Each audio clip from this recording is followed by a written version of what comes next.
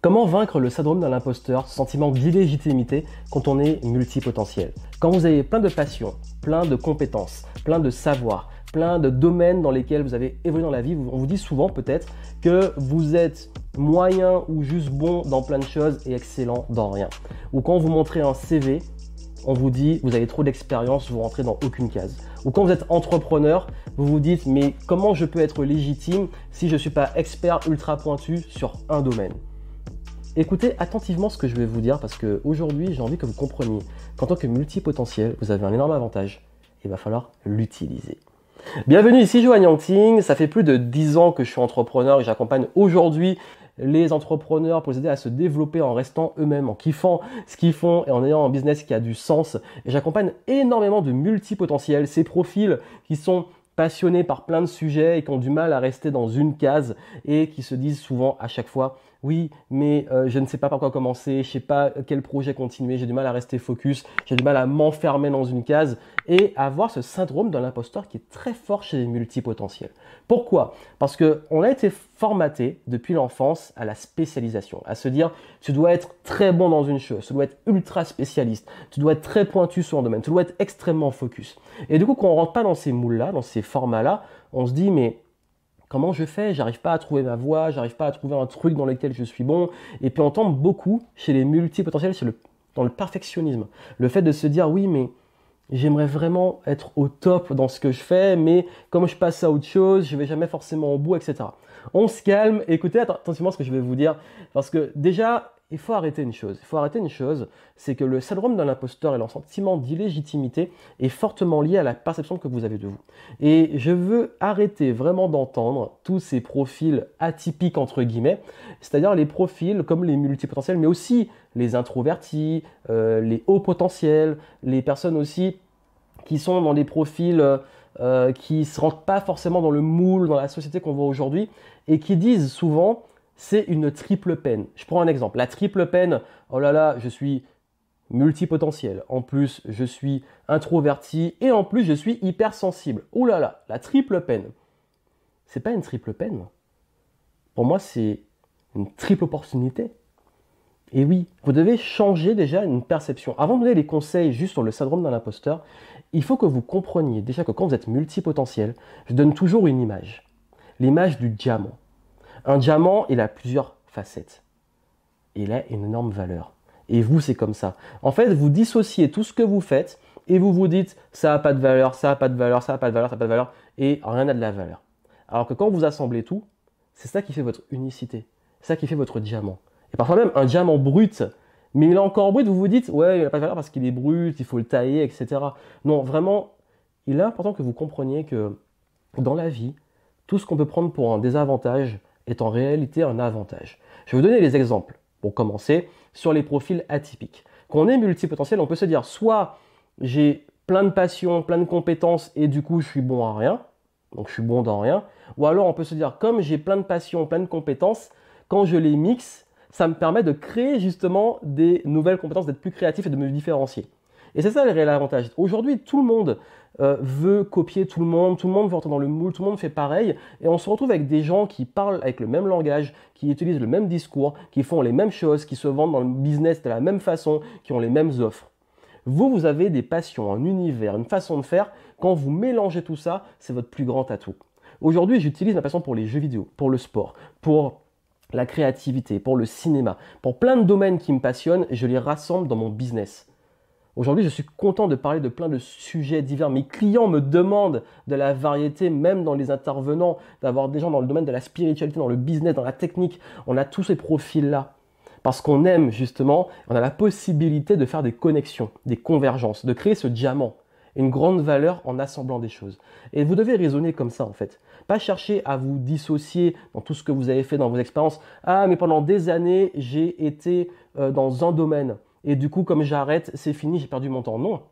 Utilisez tout ce que vous avez appris dans ce domaine pour l'amener aujourd'hui dans votre expérience qui est riche et qui est diversifiée. Faites-en une force. Vous êtes introverti. Pouvez vous dire, oui, mais moi je suis introverti, du coup je ne sais pas aller vers les autres, et donc du coup je ne pourrai jamais être un bon vendeur, un bon communicant. Ou pouvez vous dire, comme je suis introverti, ben, j'ai une bonne capacité d'écoute, une bonne capacité d'empathie. Donc je vais utiliser ça en force pour vendre. Je suis un introverti. Beaucoup disent, mais ça se voit pas. Je suis un ancien timide et introverti. Oui, parce que je suis en vidéo, parce que je prends la parole et tout. Mais dans la vie quotidienne, je suis pas celui qui parle le plus, qui se met en avant et tout. Par contre, j'écoute beaucoup. Même dans la vente, j'écoute, je pose des questions, je m'intéresse, j'ai de l'empathie et j'utilise ça. Je n'essaie pas de me mettre dans un autre moule, devenir extraverti. Non, je suis introverti, je suis comme ça, j'en fais une force. J'ai fait une vidéo sur les avantages d'introverti, allez la voir si vous voulez, je vous mettrai le lien en descriptif. Pareil, si vous êtes hypersensible, vous pouvez vous dire mais ma vie c'est un enfer, je réagis à tout, j'ai du mal à gérer mes émotions, je suis tout le temps stimulé, j'ai du mal à gérer tout ça. Ou alors vous pouvez vous dire, bah justement, j'ai cette capacité d'empathie, de ressenti qui fait que je suis encore plus authentique, plus humain et je vais en faire une force. Il y a plein de façons de voir les choses. Soit vous voyez votre personnalité, votre caractère, votre différence comme un handicap, soit vous le voyez comme un avantage. Et ça, c'est un choix. C'est un choix. Dans la vie, on a toujours le choix. Donc j'ai envie qu'aujourd'hui, pour commencer, vous choisissiez de faire de votre personnalité, de vos différences, un avantage. C'est la première chose. On va revenir maintenant sur le syndrome de l'imposteur. Un syndrome de l'imposteur, c'est une perception qu'on a de nous-mêmes. Et là, souvent, comment il se manifeste? On se dit, mais je ne peux pas me vendre cher ou je ne peux pas me vendre, je ne suis pas légitime pour me vendre ou pour vendre des produits-services parce que je n'ai pas encore toutes les informations ou je dois encore apprendre beaucoup plus. C'est un piège parce que vous aurez toujours à apprendre. Il va toujours vous manquer des connaissances, des informations. J'en suis conscient, moi aussi. Il y a des fois, je pourrais me dire, je ne suis pas légitime parce que j'ai encore à apprendre sur tel ou tel sujet, mais on aura toujours à apprendre sur plein de sujets. Par contre, ce qui compte le plus, c'est pas d'aller. C'est important, si vous voulez le faire, faites-le, enrichissez vos connaissances. Je ne dis pas d'arrêter d'apprendre, vous devez continuer à apprendre. C'est sain de continuer à apprendre, de rester à jour et de rester au meilleur niveau de votre expertise. Ce qui compte, pour moi, par rapport au syndrome de l'imposteur, c'est de sortir de juste sa perception de nous-mêmes. Parce que l'estime de soi, c'est souvent ça, c'est comment on se perçoit et comment on perçoit notre valeur. Et aller le plus vite possible la confronter à des vraies personnes qui vont vous donner le vrai niveau de ce que vous délivrez. Ça veut dire quoi tout ça? Ça veut dire que aujourd'hui, si vous n'avez pas de clients et que vous ne vous sentez pas légitime, il faut aller chercher des clients, travailler avec eux et avoir leur vrai retour, avoir leur vrai feedback. J'ai donné un podcast il n'y a pas longtemps où je parlais du fait de faire attention à quand et comment et qui on écoute. Et j'explique que ça ne sert à rien d'écouter juste les paroles, d'écouter les faits. Et avec vos clients, c'est pareil. Il faut que vous travaillez avec eux et qu'il y ait des vrais retours sur ce que vous avez réalisé. Et pas ce que vous imaginez pouvoir réaliser. J'ai énormément de clients, c'est toujours comme ça. Ils disent, ouais, mais je ne suis pas légitime, je ne serai pas à la hauteur. Si je fais cet événement, je ne le sens pas, je vais me foirer, mes clients ne sont pas contents, on imagine tout ça. Et après, ils me disent, mais c'est trop génial, mes clients, ils ont adoré, j'ai des super retours, j'aurais dû le faire plus tôt. S'il y a bien une chose que j'ai dans le syndrome de l'imposteur, c'est que plus vous allez attendre, plus vous allez être passif, plus vous allez pouvoir accumuler de l'information avant de vous lancer, plus vous allez avoir ce syndrome de l'imposteur. C'est vraiment de la peur. C'est la peur de ne pas être à la hauteur, la peur de l'inconnu, le manque de confiance, sa capacité à assurer. Et la meilleure façon de vaincre cette peur, c'est d'aller le plus vite possible, de faire le saut. C'est comme si vous allez en haut d'une falaise, on vous dit de plonger. Plus vous allez attendre, et plus vous allez rester sur votre peur, plus vous allez rester figé, moins vous avez de chances de sauter. C'est pareil. Aujourd'hui, on pourrait donner plein de choses d'introspection et tout. Si je vous dis, il y a une chose qui fait la différence, c'est d'aller avoir des vrais retours avec vos clients, les gens que vous allez aider. Et avec la multipotentialité, justement, c'est ça, c'est de faire ces convergences, de pouvoir justement focaliser sur ce que vous pouvez créer d'unique avec ça, d'aller travailler avec des clients, de délivrer et d'avoir des vrais retours. Et ensuite, vous allez pouvoir passer différents paliers parce que on l'aura toujours. C'est syndrome de l'imposteur. On aura toujours un certain niveau. Ce qui compte, c'est de pouvoir passer différents paliers et de ne pas rester bloqué à se sous-vendre ou à être dans l'effet Dunning-Kruger. Vous savez, c'est cet effet en psychologie qui explique pourquoi les gens qui en savent le moins sont sûrs d'eux et ceux qui sont vraiment experts doutent tout le temps. Et c'est pour ça que vous, si vous doutez beaucoup et que vous dites, bon ok, j'ai pas envie de faire une argumentation fallacieuse et de rentrer dans parce que vous doutez, vous êtes forcément expert. Hein, c'est pas l'idée. Non, ce que je vous dis, c'est que si vous doutez aujourd'hui, ça ne veut pas dire que vous êtes mauvais. Ça veut dire juste que vous avez besoin de vous mettre en confiance et la confiance va s'acquérir en faisant, en agissant, pas juste en consommant de l'information. Mais ça n'empêche pas de continuer à vous former et à apprendre parce que c'est extrêmement important aussi. Aujourd'hui, si vous êtes multipotentiel et que vous voulez vaincre le syndrome de l'imposteur, changez votre posture en c'est un problème, c'est une peine, c'est une triple peine si vous cumulez, passez en c'est un atout, j'en fais une force. Comment en faire une force? penser diamant? Comment je combine toutes mes expériences, mes compétences, mes passions, mes univers pour en faire une réelle personnalité, une unicité?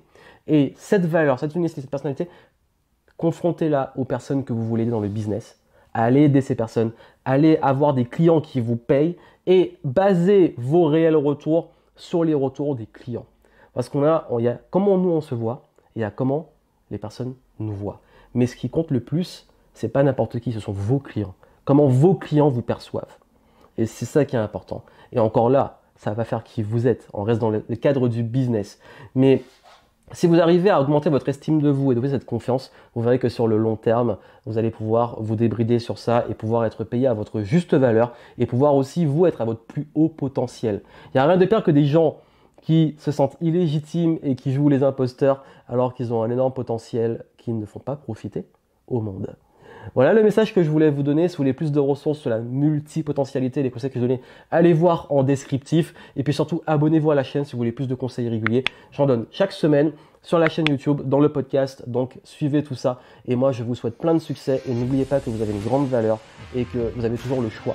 Le choix de dans quel monde vous vivez et surtout de tout ce que vous avez en vous, avec vous, autour de vous, d'en faire un problème ou d'en faire une force et un avantage.